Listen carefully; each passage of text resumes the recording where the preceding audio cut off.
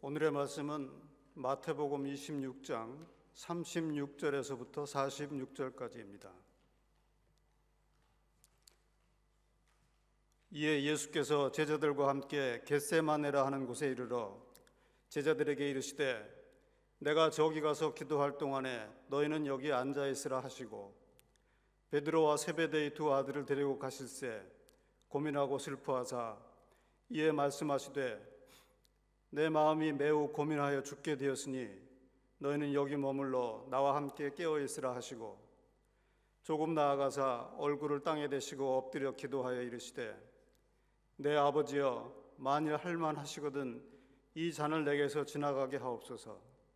그러나 나의 원대로 마시옵고 아버지의 원대로 하옵소서 하시고 제자들에게 오사 그 자는 것을 보시고 베드로에게 말씀하시되 너희가 나와 함께 1시간도 이렇게 깨어 있을 수 없더냐. 시험에 들지 않게 깨어 기도하라.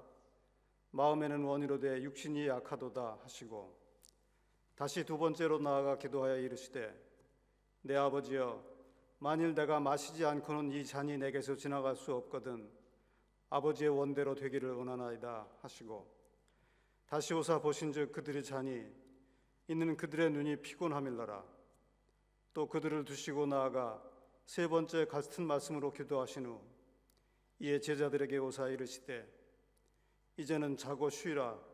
보라 때가 왔으니 인자가 죄인의 손에 팔리느니라. 일어나라 함께 가자. 보라 나를 파는 자가 가까이 왔느니라. 아멘. 자, 우리 오직 예수에서 오늘은 우리 기도로 만나는 우리 예수님 이렇게 봅니다. 지난 시간에 우리 겟세마네 동산에서 기도하시던 그 예수님, 제자들을 데리고 베드로와 요한과 야고보를 데리고 기도하시던 모습. 그러나 예수님께서 너는 내가 기도할 동안에 같이 깨어서 여기서 머물러서 기도해 달라고 했던 그 말을 지키지 못하고 잠이 들어버린 제자들, 그것도 3번씩이나 그 모습을 봅니다. 그래서 어떻게 보면 제자들이 왜 실패했느냐? 지난 시간에 마지막 시간에 제가 말씀드리기를 이 제자들, 그 베드로는요, 그 전에 내가 이제 십자가에 죽을 것이다, 나를 잡아갈 것이다. 그러니까 베드로가 다른 사람들은 다 도망가도 나만큼은 예수님을 버리지 않겠습니다라고 할 때에 닭 2번 울기 전에 내가 3번 나를 모르겠다고 부인할 것이다라고 예수님이 그렇게 지적을 했어요. 그러면 누구보다도 나를 잘 아시는 예수님이 그렇게 말을 하셨다고 하면 자기를 인정하고 내가 이렇게 약한 존재구나, 나를 나보다 더 잘 아시는 예수님이 그렇게 나를 그렇게 보셨구나, 그러면 인정하고 그럼 어떻게 해야 될까요? 그럼 기도하러 가야 된다, 기도해야 된다. 그래서 제자들을 데리고 기도하러 간 건데도 그걸 인정을 안 한 거예요. 나는 누구보다도 뛰어나게 예수님을 잘 섬긴다라고 하는 그 자기 확신, 자기 감정에 의해서 자기 믿음을, 자기 존재를 인정하지 않은 거예요. 여러분, 우리 병원에서 제일 중요한 게 진단이에요. 진단만 빠르면 암도 걸려도 살 수 있어요. 근데 진단을 잘 못 늦게 하기 때문에 어려운 일이 일어나는 것 아닙니까? 신앙도 마찬가지입니다. 신앙도 내가 내 자신이 연약하고 부족하다고 하는 걸 인정하면 얼마든지 성숙할 수 있어요. 그러나 그게 안 되기 때문에 자기는 항상 베드로처럼 자기 말이 자기 믿음으로 생각을 해요. 아닙니다. 우리 그 논문 쓸 때 그 논문 다 쓰고 나서 앞에 겉장 감사의 글 쓰잖아요. 저를 지도해 주신 아무개 교수님께 이 감사를 드립니다. 또 지금까지 나를 헌신적으로 뒷바라해 주신 부모님들께 이 논문에 드립니다. 감사드립니다. 할 때 그 앞에 감사의 글을 써요. 그 감사의 글이 뭐예요? 그 제목이 acknowledgement잖아요. 인정한다 뜻이잖아요. 바로 뭐냐면 나를 인정하는 것, 그게 뭘로 나타나냐면 우리 믿음으로는 감사로 나타나는 거예요. 하나님, 나를 이렇게 해주셔서 감사합니다. 부족한 나를 인도해 주셔서 감사합니다. 부족한 나에게 지혜를 주셔서 감사하고 믿음을 주셔서 감사하고 이런 무지한 나에게 하나님 나라를 알게 해서 감사합니다. 이게 인정하는 게 하나님께 감사드리는 겁니다. 반대로 인정하지 않는 게 뭐예요? 교만이에요. 자기 자신을 인정하지 않는 거예요. 나는 내 말하는 것이 내 믿음이다 라고 착각에 빠지는 겁니다. 자, 그래서 예수님께서 제자들을 데려가신 거예요. 데려가서 네가 믿음이 있다고 생각하느냐? 한번 봐라. 데려가서 기도해 달라 그랬더니 그들은 그 새를 못 참아서 피곤하다고 잠이 들어버린 거예요.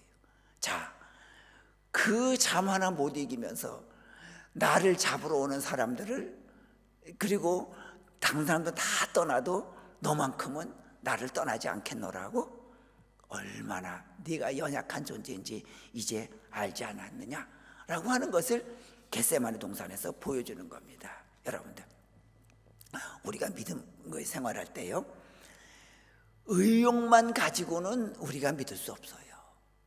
의욕을 뒷받침해 줄 뭐가 있어야 되죠? 항상 생각이 세상에도 마찬가지죠. 실력과 능력이 있어야 돼요. 실력과 능력은 없고 의욕만 있다고 하면 그 사람은 반드시 실패하지요. 내가 1등하고 했다고 하는 의욕이 있으면 노력해서 1등 할 수 있는 실력을 쌓아야 돼요. 실력도 없으면서 내가 이겨야지, 1등 해야지, 그거는 아무것도 아니지요. 믿음도 마찬가지입니다. 믿음도 의욕만 가지고 한대요. 진짜 의욕은 어디에 있느냐? 기도가 있어야 돼요. 기도로 준비해야 돼요. 그렇지 않으면 우리의 믿음은 실력도 없고 능력도 없는 그런 모습이 됩니다. 그래요. 저 설교 준비도 마찬가지인 것 같아요. 여러분들, 설교 시간에 그렇게 잘 때 보면 오자마자 자는 거는, 박장로님 그 목사님 좀 만나주세요. 교회 오자마자 자는 것은, 설교 시작하자마자 자는 것은 그건 교인의 책임이에요. 왜냐하면 내가 자야 하기 때문에, 예배를 우리가 예를 들면 긴 이제 운전을 한다 내일, 그럼 일찍 자잖아요. 마찬가지로 내가 내일 예배가 있기 때문에 오늘 잠을 충분히 자야 된다. 그러고 잠 내가 이길 수 있지요. 근데 그렇지 아니하고 설교고 뭐고 예배 상관없이 밤새 새벽 아침까지 놀다가 오면 당연히 잠을 자는 거죠. 그런데 설교 중에 잠자게 하는 것은 그건 목사의 책임이에요. 왜냐하면 설교가 맨날 똑같고 또 예측 가능하고 아는 내용이고 또 준비되지 않은 설교라고 하면 교인들은 귀를 가리고 눈을 가릴 수밖에 없는 거예요. 이 뇌를 계속 자극시켜주지 않는 이상 이 뇌는 항상 수면 모드로 잠길 수밖에 없는 거예요. 그러니까 목회자도 기도하면서 내가 이 정도 가지고 되겠느냐, 이 말씀 가지고 내가 준비하지 않고 되겠느냐라고 하는 것은 기도하면서 깨달으면서 말씀을 준비하지 않는 이상 교인은 수면 모드로 들어갈 수밖에 없는 거예요. 자, 마찬가지로 모든 믿음의 실력과 믿음의 능력은 기도가 좌우한다고 하는 거. 그런데 사탄은 어때요? 기도를 게을리하게 해요. 기도의 자리까지 가지 못하게 하는 거예요. 내가 따로 마련한 내 집의 기도의 자리, 교회에 있는 기도의 자리 못 가게 해요. 그런데 어찌어찌해서 내가 용기를 가지고 기도의 자리 가게 했어요. 그럼 사탄이 지고 내가 승리했느냐? 그렇지도 않아요. 계속 사탄은 또 기도를 게을리하게 해요. 어떻게? 눈을 감으면 조금부터 이제는 공상에 빠지게 해요. 걱정 근심에 빠지게 해요. 야, 내가 이거 끝나고 빨리 가서 뭘 해야 되는데, 누구를 만나야 되는데, 이런 공상에 빠지게 해요.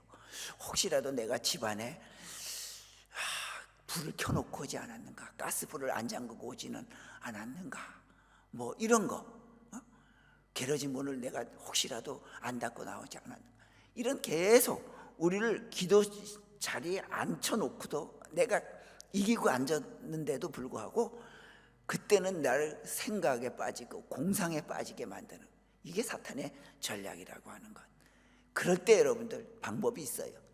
그 공상이 떠오르고 망상이 떠오를 때 방법은 딱 하나, 소리 내어 기도하는 거예요. 소리 내어서, 소리 내서 큰 소리가 아니더라도 내가 나만 듣게 중얼거리는 소리라도 그때 할 때 비로소 내가 그 생각을 떨쳐버리고 기도에 집중할 수 있는 겁니다. 그래서 우리는 꼭 하나님 앞에서 내가 기도로 나를 이기겠다, 기도로 믿음의 실력과 능력을 쌓겠다고 하는 그런 우리의 믿음 자세 꼭 간직할 수 있기 바랍니다. 자, 그러면 우리가 예수님의 겟세마네 동산 기도에서 배우는 게 있습니다. 40절 말씀에 보니까 이렇게 표현을 합니다. 제자들에게 오사 그 자는 것을 보시고 베드로에게 말씀하시되 너희가 나와 함께 한 시간도 이렇게 깨어 있을 수 없더냐.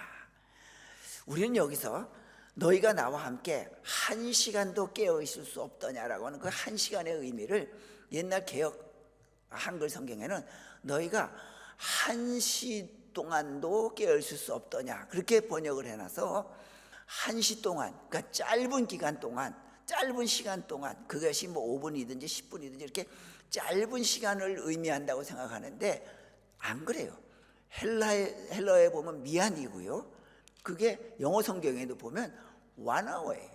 one hour. 너희가 나를 위해서 한 시간 동안도 깨어 있을 수 없더냐, 기도할 수 없더냐. 여러분들, 우리 한 시간 동안 기도하는 게 얼마나 어려운 게 어렵잖아요. 왜 예수님은 한 시간이라고 하는 긴 시간을 얘기했을까요?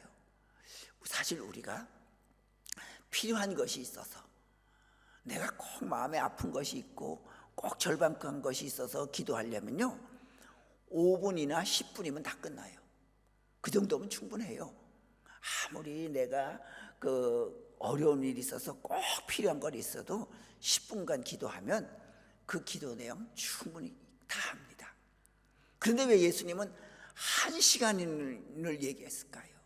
그것은요, 간구하는 것은 10분이면 끝나지만 자기를 돌아보는 기도는요 10분 갖고 안 된다는 얘기예요. 긴 시간, 곧 깊은 기도를 들어가야 한다는 거예요. 그만큼 나를 돌아보는 기도는 그만큼 중요하고 시간도 필요한 거예요. 그러니까 여러분들, 우리가 그 신앙생활 하실 때 이제 나를 돌보는 기도는 더 깊은, 간구하는 기도보다 더 깊은 기도에 잠길 수 있는 그런 우리가 꼭 될 수 있길 바랍니다. 또 그 예수님께서 오셔서 어떻게 말씀하셨냐면 제자들에게 오사 40절에 그 자는 것을 보시고 베드로에게 말씀하시되 그랬습니다. 지금 그 자리에 누가 가 있어요? 베드로만 있는 게 아니라 요한과 야고보 3명이 가 있어요. 그런데 와서 누구에게만 말했냐면 베드로에게만 말했어요. 이게 뭐냐면 너희가 여러 명이 있지만 그 중에 베드로, 너도 그러느냐? 너만 이래도 좀 깨어 있었으면 얼마나 좋았겠느냐 라고 하는 거예요. 그 무리 중에 한 사람만이라도 깨어 있었다고 하면 예수님도 힘이 나고 뭔가 능력을 얻을 수 있단 말이지요. 그겁니다. 여러분들, 우리도요, 가정에, 내 가정에, 우리 집에 한 사람만 온전하게 기도의 용사가 되어 있다고 하면 여러분들, 무엇이든지 하나님께서 이루어 주십니다. 온전히 무엇을 하든지, 그래, 누가 나서서 우리 기도합시다, 우리 기도하자 라고 한 사람만 나서 보십시오. 모든 일에 하나님께서 분명히 그 일을 이루어 주십니다. 꼭 기억하십시다. 베드로에게 말씀하셨다는 것은 너도 똑같다, 너도 다른 사람하고 똑같다 말이지요. 너라도 좀 깨어 있었다고 하면 얼마나 좋았겠느냐 하는 그 말씀처럼 여러분들, 우리도 내 자신이 스스로 깨어있는 내 남편이 되고 아내가 되고 가장이 되어야겠다라고 하는 그런 믿음.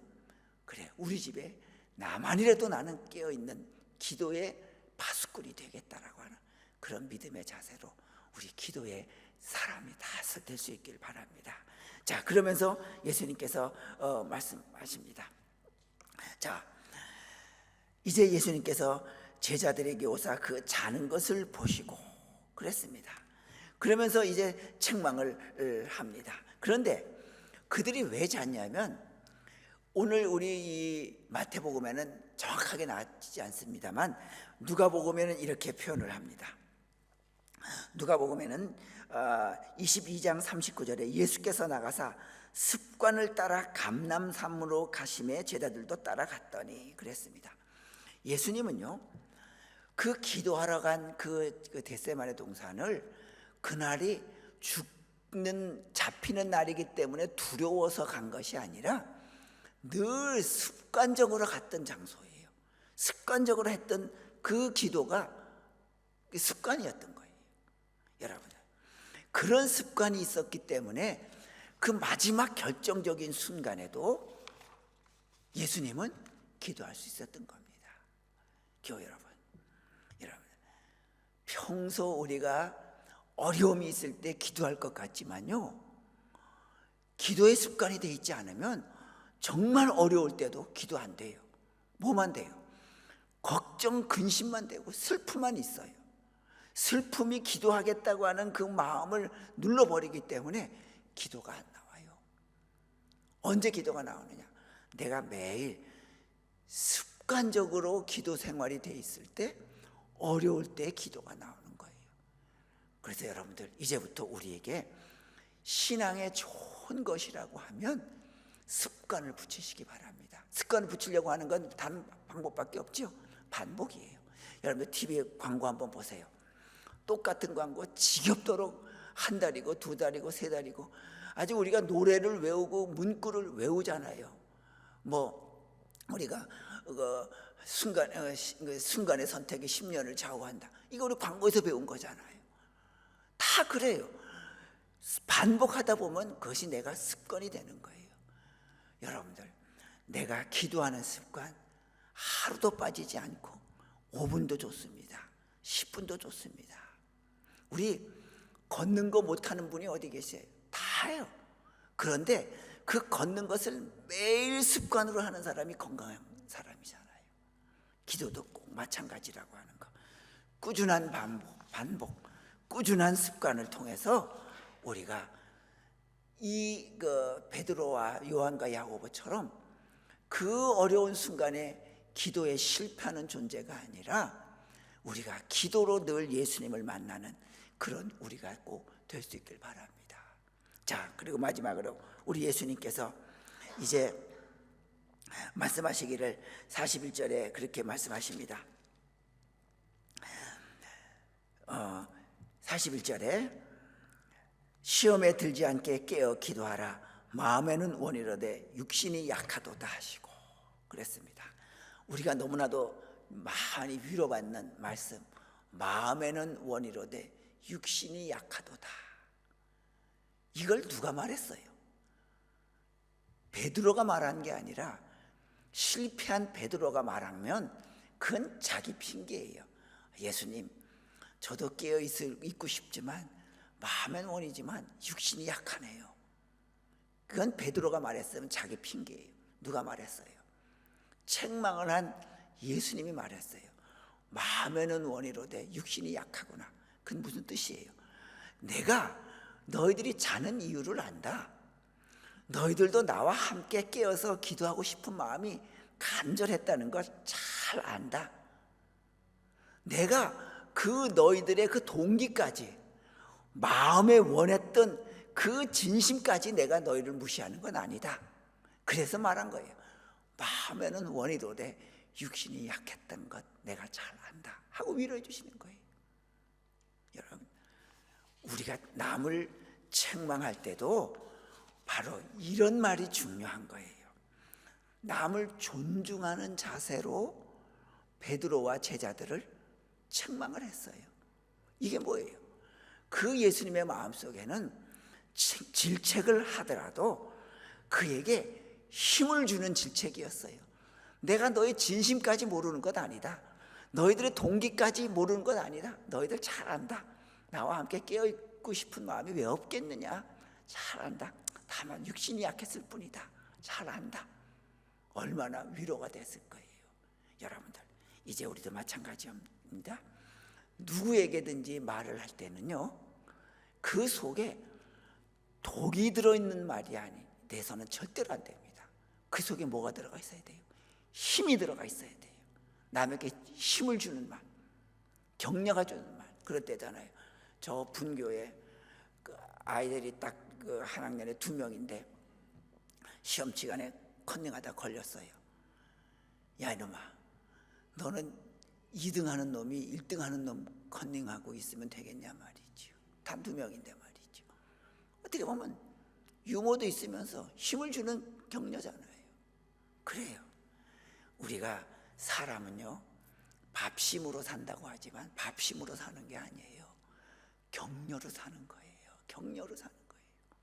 그러니까 항상 우리가 예수님처럼 그 사람의 동기, 그 사람의 진심, 그 사람의 진실, 그건 잊지 마시고 그 마음을 헤아려서 격려해주고, 만약에 그에게 충고를 하려고 하면 내 말 속에 사랑이 있느냐, 힘이 있느냐, 격려가 있느냐, 이걸 판단하고 우리가 말을 해서 반드시 그에게 힘이 되고 격려가 되는 말로 예수님처럼 잘 감당하는, 그게 바로 기도하는 사람에게서 나오는 거예요.